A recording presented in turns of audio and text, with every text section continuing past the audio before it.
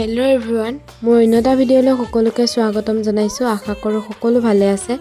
যিহেতু 8 ছেপ্টেম্বৰ ভূপেন হাজৰিকাৰ জন্মতিথি, সেইবাবে এইবাৰ শতবৰ্ষ জয়ন্তী হিচাপে সমগ্ৰ অসমতে পালন কৰা হৈছে আৰু একেদৰে আমাৰ মৰিগাঁও জিলায়ো আয়োজন কৰিছে।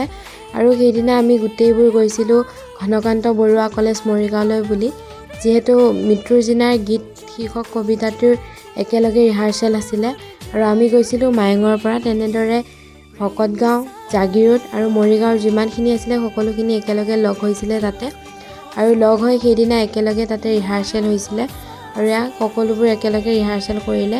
ৰিহাৰ্চেল শেষ হোৱাৰ পিছত আমি আহিলোঁ ইউটিউবাৰ নীলুদা আৰু গীতুবাৰ মিঠাচলৈ বুলি।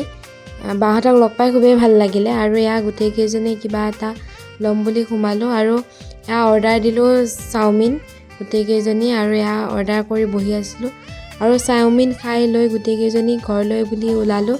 আহোঁতে ইমান বৰষুণ, ঘৰলৈ বুলি আহিলোঁ। আজিলৈ ভিডিঅ'টো ইমানেই আছিলে। ধন্যবাদ।